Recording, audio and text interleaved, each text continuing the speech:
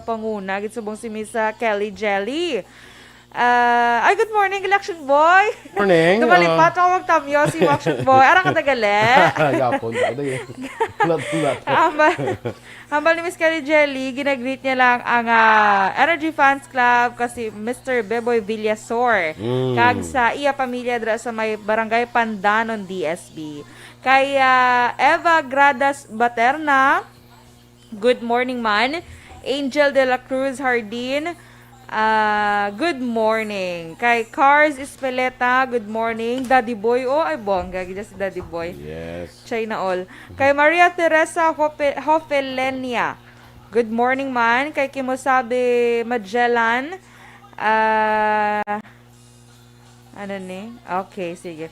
Ninita Figueroa, happy Tuesday. Okay, sige. Thank you, gid mga ka-aksyon. Temprano pa ako nagbulog ta kag nag-upo di samon sa Aksyon Balitang Bayan Numero 1. Ano na nga Si Angel de la Cruz Hardin, ara siya gali sa Saudi Arabia. Okay. Kay Deloterio Acosta Gary, good morning man. Ay, nag-send pa gid si Miss Kelly Jelly another 50 stars. Thank you. Bali 100 na tanan bongga. Dali lang gid.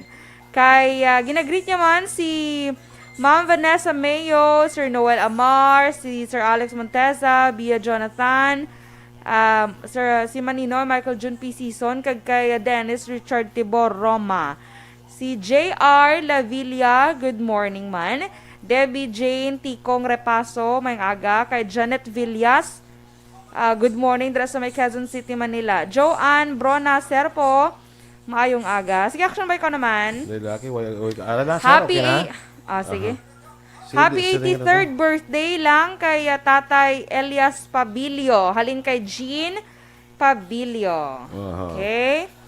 Next, si Angel de la Cruz Hardin. Sir, tulungan niyo po kami. Andito po kami sa Saudi, sir. Need po namin ng help now. Ngaman, ma'am. Anong taboda, ma'am? Oh. Gusto nila magpuli di sa Negros? What? Kay Aurora de Ramos, good morning. Ha? Kailangan tulungan mo ginaya. Gani man. Ano nga bulig ni kinanglan ni Maman?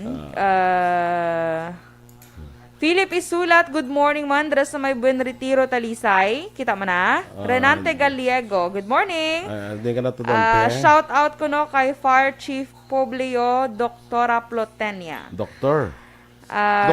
Doktora. Ano naman? Si Buboy. Gani. Oo.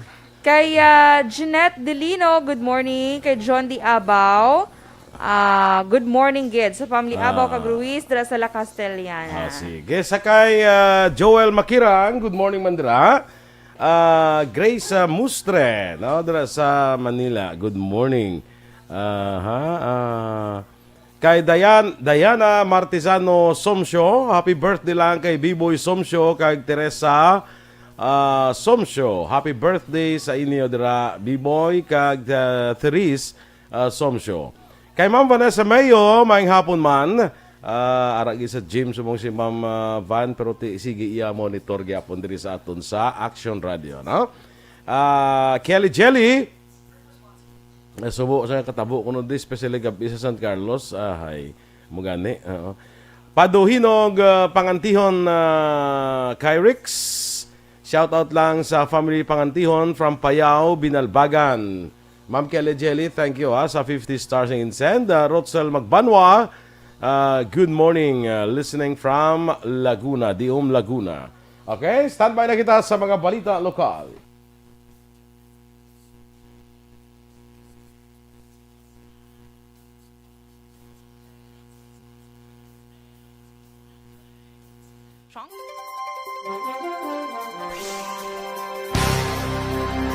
Aksyon Balitang Bayan Numero 1.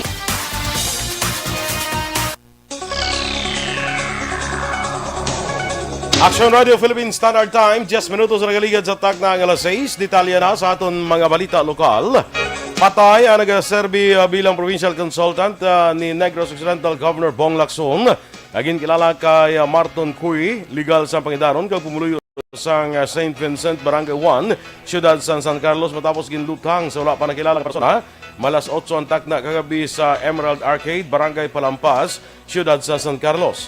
Sa inisyal nga investigasyon sa San Carlos PNP, magasakay na kuntani siya sa lakyan si Kui sang ginluthang sang persona nga sakay sa wala panimaluan nga sa isa sa lakyan. Nagapatigana sang hot pursuit operation ng kapulisan sa posible pag-aresto kag pag-identify sang suspetsado. Naglabot na sa 30,138 ang kabilugan nga kaso sang COVID-19 sa Western Visayas matapos nadugangan sa 345 ka bagong infections. Nanguna ang probinsya sang Negros Occidental sa may pinakamadamo nga bago nga kaso nga 251 ka local cases, 4 ka LSI kag 1 ka apor. Ginasundan sa Bacolod City nga may 42 ka local cases, probinsya sang Iloilo nga may 23, Aklan nga may 10 ka local cases, Antique nga may 8 ka local cases, syudad sang Iloilo nga may 5 ka local cases, kag Guimaras nga may 1 ka local case. Samtang 122 ang bag-o nga recoveries nga nagdala sa kabilugan nga 25,999 kag 4 ang bag-o nga napatay nga nagdala naman sa kabilugan nga 807. Ang Western Visayas ang may 3,366 ka aktibo nga kaso sang virus. Isa naman ang patay, duha ang pilason matapos ginpambuno sa Hacienda San Antonio 2, Barangay Dos Hermanas, siyudad Santa Lisay sa Domingo sang gabi, mga alas 9 ang takna. Ang napatay ginkilala kay Alson Mesias, 30 anyos, kapubluyo sang Crossing Camatis, siyudad Sambago. Samtang ang mapilason naman mo santay John Paul Bakong, 19 anyos, pumuluyo naman sa Hacienda Esmeralda, Barangay San Fernando sa siyudad Santa Lisay. Ang suspetsado ginkilala kay Alfonso Romped Jr., 36 anyos, kag residente sa Hacienda Tabayag, Barangay Dos Hermanas sa amuman nga syudad. Suno kay Police Lieutenant Peter John Ramos, Deputy Chief of Police sa Talisay PNP, nagalakat ang mga biktima pauli sa nasugatan nila ang suspetsado. Nagpamangkot ang suspetsado kung kilala sa mga biktima si alias Panoy kag dala buno sa ila. Nagkaangkon sa patal nga pila sa dughan si Mesias nga hintunaan sa kamatayon, samtang ang duha padayon pang inabulong sa ospital. Sa investigasyon sa otoridad, hindi kilalahay ang ining magtimbang nga bahin, wala gid sang madalong nga motibo sang krimen, kundi hinubog gid lang sa kung bangod gid lang mga hubog ang suspetsado. Amo nga nagpangbuno, gilayon nadakpan ini kag pasaka naman karon sang kaso nga homicide kag double attempted homicide. Na-recover na ang bangkay sang tatlo nga nagkalalumot sa itong Domingo nga adlaw sa syudad sang Sagay kahapon sang aga sa Carabao Island, Himugaan River. Sa report ni Northern Negros correspondent Aksyon Roger Gutib, una nga na-recover nagligad nga adlaw ang bangkay ni Jerry Magada, 52 anyos, kag kahapon sang aga na-recover man ang bangkay sang 21 anyos nga criminology student nga si Dwayne Hipolito kag Sandri Dorignel, 38 anyos. Samtang nakasurvive naman Sunday Freddy Nuyad kag a certain Kimbert kag Untoy. Naibaloan Domingo nga adlaw nagpanalom sang kayog ining 6 ka mga persona sang nagluntad ang insidente. Hinpaydalom na sa inquest proceeding kahapon sa aga ang suspetsado sa pagpatay sang yatiyo kag pagkaisa kag pagkapila sang isa pa matapos iging panglabo dira sa may Purok Malunggay A, Barangay Ilihan, siyudad Sambago. Sunod kay Police Lieutenant Joseph Haro, Deputy Chief of Police Sambago PNP. Kaso naman nga double kag attempted murder ang ipasaka batok kay Eliodoro Soriaga, 48 anyos ang edad. Sunod sa kay Haro sa madaon nilang investigasyon na aki ang suspetsado sa tiyo sini sang iya nabatian nga ginakutso-kutso nga siya ang naglugos ang iya utod, mga 20 ka tuig na ang nakaligad. Palayag pa sang kung palayag pa ni Haro, kutso-kutso ang intraan sa among insidente. Wala man sang malain nga record sa bago PNP ang ining suspetsado. Damlag pa sa interview sa Aksyon Radio Bacolod kay Eliodoro, iyang pahayag nga nasudlan siya sang malain nga espiritu, rason nga nahimo niya ang krimen. Ginumpisa na sa Philippine Drug Enforcement Agency ang on-site validation sa 17 ka mga barangay sa probinsya sang Negros Occidental nga nag-apply para sa Barangay Drug Clearing Program sa bulan sa Abril 2021.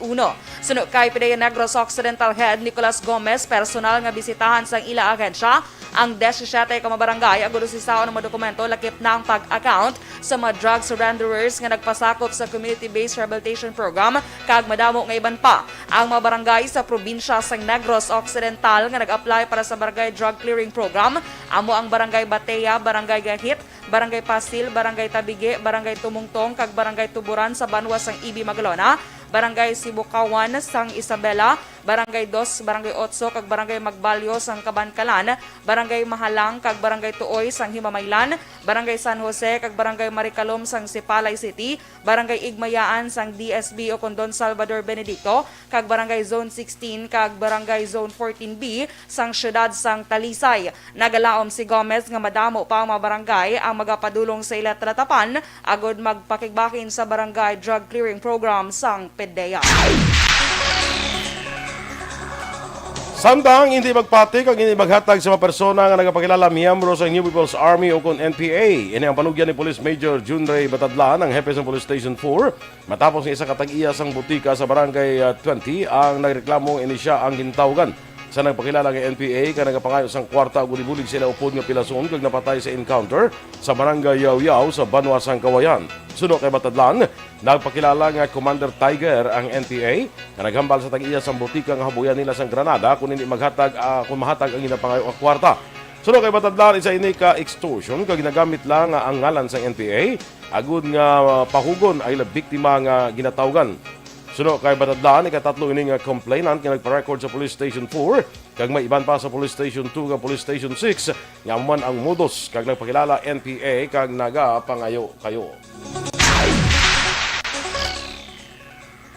Aksyon Radio Philippine Standard Time, las 6:17.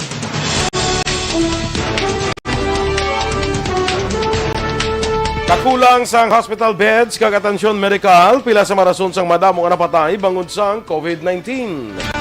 Samtang DOH nagklaro, Sinovac vaccine hindi rason sang stroke. Ang detalye sa aton mga balita lokal, ako balita national sa pagbalik sang Aksyon Balitang Bayan Numero 1. Kagsa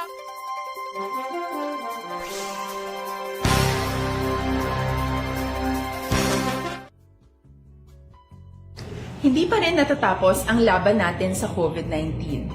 At sa labang ito, isa sa pinakamahalagang armas natin ang tamang impormasyon.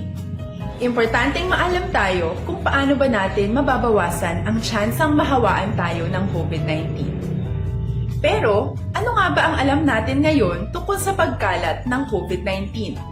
Base sa kasalukuyang pag-aaral, ang COVID-19 ay sumasama sa droplets sa tuwing may umuubo, bumabahing, kumakain, nagsasalita, o kahit sa paghinga. Kadalasan, hindi natin namamalayan ang pagtalsik ng mga droplets na ito dahil hindi sila nakikita. Ano naman ang magagawa natin para maibaba ang exposure natin o tsansang magka-COVID? Kailangan nating maibaba ang exposure mula sa virus tuwing nakikipagsalamuha tayo sa iba. Isa sa pinakamainam na tool ang face mask upang mabawasan ang ating exposure at ang pagkalat ng COVID-19. Kaya naman, face mask ang bida topic natin for today. Binabawasan ng mask ang tsansang makahawa at makapanghawa tayo sa ibang tao. Ayon sa current studies, kaya nitong bawasan ang ating risk of infection ng 67%. Ngayon, napakadami ng face mask na available para sa atin.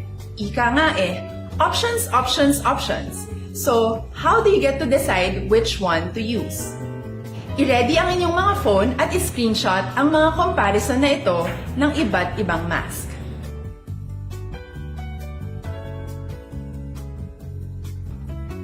Ngayon, alam na natin na maaari tayong gumamit ng cloth mask. Alalahanin po na hindi pwedeng i-side A at side B ang cloth mask. Labhan ito araw-araw gamit ang maligamgam na tubig.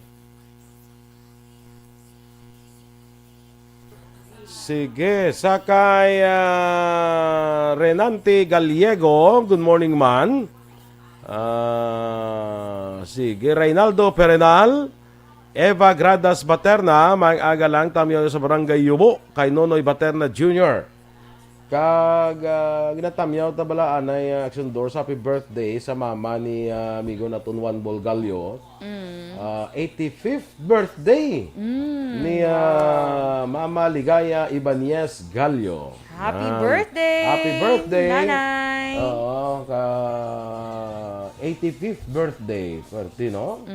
Bakod sa mama ni Wanbol, no? Sige. Kay Jack Pinonggan, good morning man. Kay April Orsabia sa Masbate. Good morning. Diana Martisano Somsyo. Sige, okay. Welcome, Gid. Kay Judania Sarmiento Puig Lazaro. Good morning, man. Dira sa kay Lisa Joy Ilon Amoroso. Happy birthday, man. Kay tita niya Flor Ramos sa Barangay Punta Taytay. Good morning, man, si Atiyo nga si Mars Dur. Ano naman? Mars, amot, hindi ko kawakan eh. Rose Valencia. Marzur. Ang Ako naguro na. ang bulig, ma'am. Ari naman si, basi ko na maidiyahan niyo, ma'am. Kay kadamo na sa amon. Ang bulig, wala mangyap. Gid aksyon. Ano man? Amo gani. Sa subong, may patakbalo kung anong iya nga Problema? mga bulig. Oo, anong ginapangayon niya? Sa family or Sabia, listening from Masbate. Kay ikaw gini ang kuan, ikaw gini ano ni kay daw ma'am gid ano eh. Good, okay, ma'am Gidya. Good morning, Aksyon Boy and Doran from Pretty Mahilom. Kay Arman Regalado. Sa kay John D. Abaw. Sige.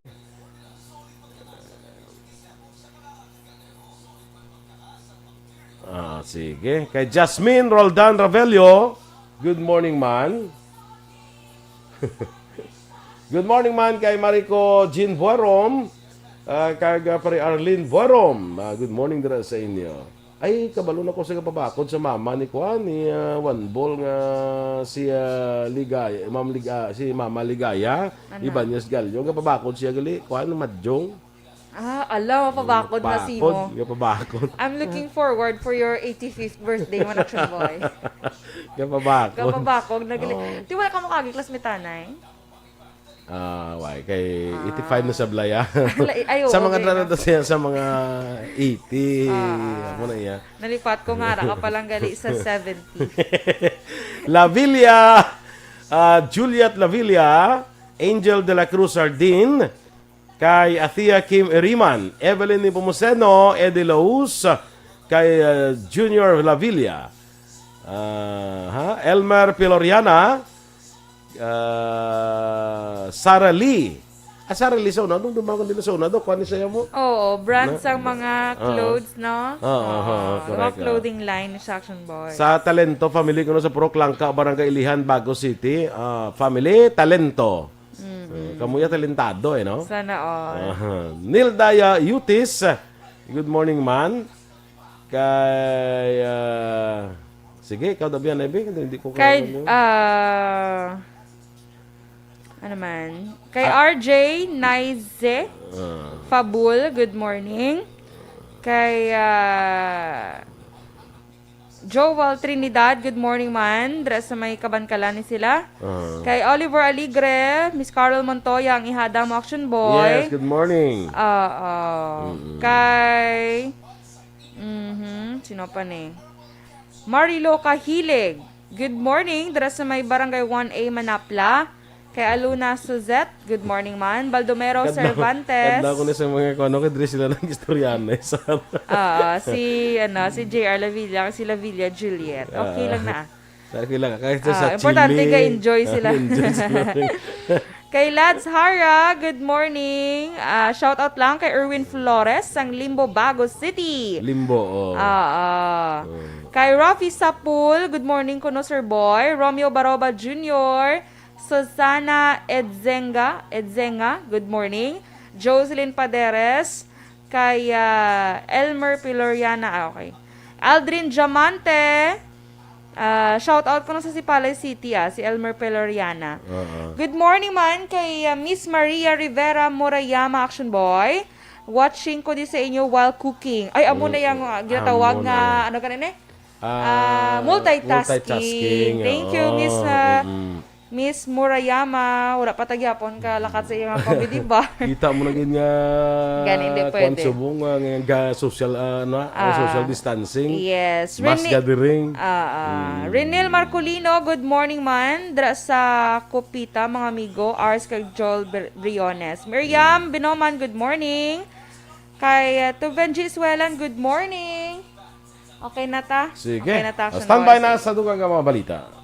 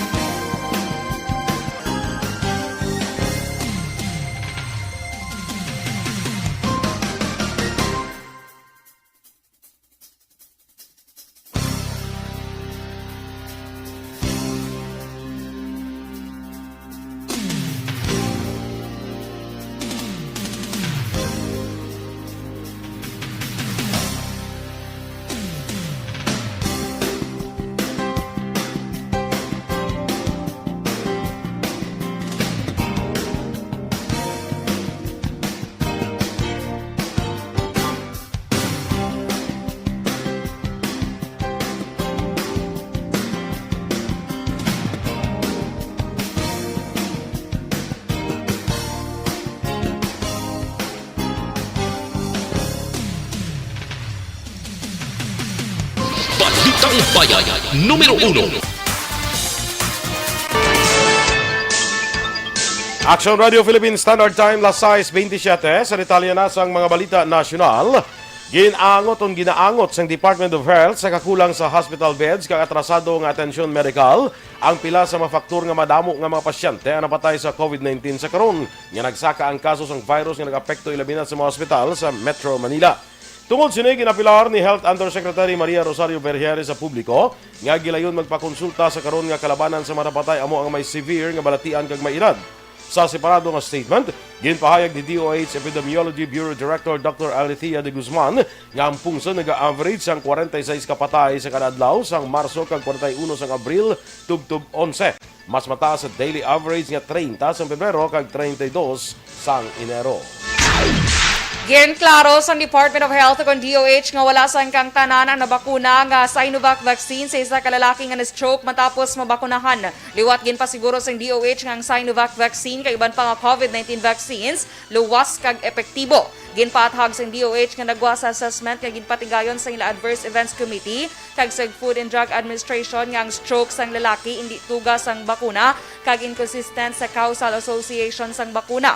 Ginklaro pa sini nga ang stroke nga natabo sa lalaki ang coincidental lamang sa emerging conditions sang pasyente. Una diri sa isa ka social media post ginpahayag nga isa ka 54 anyos nga lalaki gikan sa Caloocan nga hypertensive kag diabetic ang na-stroke kay iban pa nga balatian.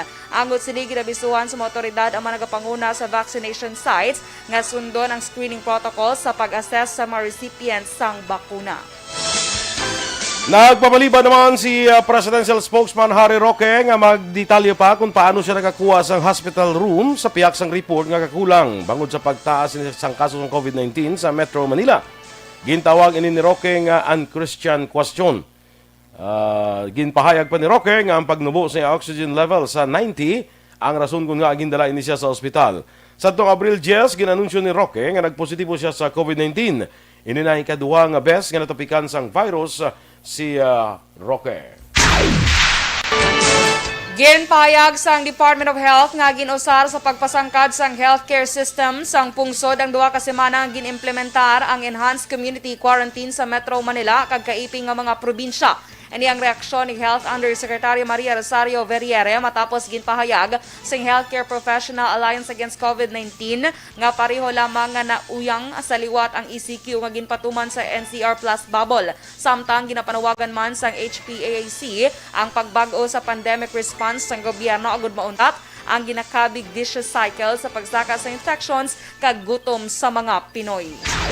Ginpahayag naman ni Senator Sherwin Gatchalian nga dapat maghalin sa basic education kag higher education institutions ang desisyon nga mag-implementar sang academic breaks sa panahon sang istrikto nga quarantine protocols.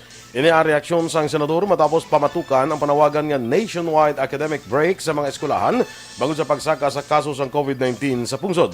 Sa statement, ginpahayag ni Gatchalian nga maulihi pagid ang mga estudyante nga pigado kung ipatuman ang dugang nga nationwide academic break. Dugang pa ni Gatchalian ang pagpalawig sa pagsira sa mga eskwelahan magaresulta lamang sa pagkadula sa mga natunan sang kabataan, inequalities kapag saka sa kaso sang pagpangabuso kag iban pa. Ginpahayag sang Octa Research Group nga epektibo ang istrikto nga lockdown sa Metro Manila kag kaiping nga mga probinsya kag ang trends sang kaso mahimo magdubo sa masunod nga semana. Una, ginapahalog ni Presidente Rodrigo Duterte ang restriction sa NCR Plus bubble pakadto sa Modified Enhanced Community Quarantine. Umpisa, nagligad nga adlaw gikan sa 2 ka semana nga ECQ. Suno kay Dr. Guido David sa Octa Research, naghuyang ang reproduction rate sa NCR halin sa 1.24 pakadto sa 1.88 kasunod sang 14 ka adlaw nga istrikto nga lockdown. Ginainganyo ni David ang publiko nga padali obserba ang health protocols bangod yara sa bagong variant sang virus nga mas delikado. Aksyon Radio Philippines Standard Time, las 6:31. Kag sa aton mga ka-aksyon, D3 Bio. Ang D3 Bio pinaka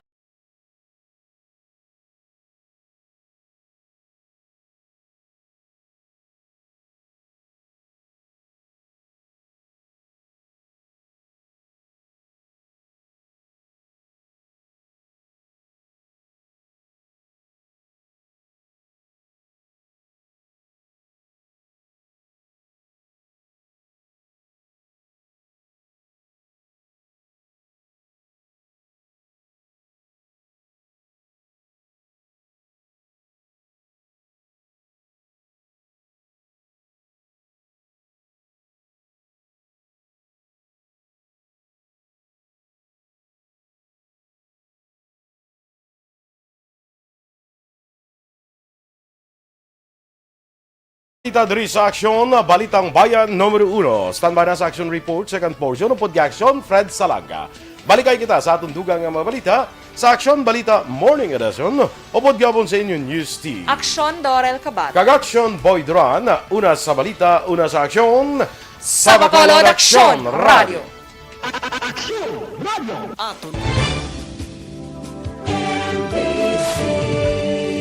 Manila Broadcasting Company. Sa balita, komentaryo, issue, serbisyo publiko. Aksyon Radio. Sa Bacolod, Aksyon Radio.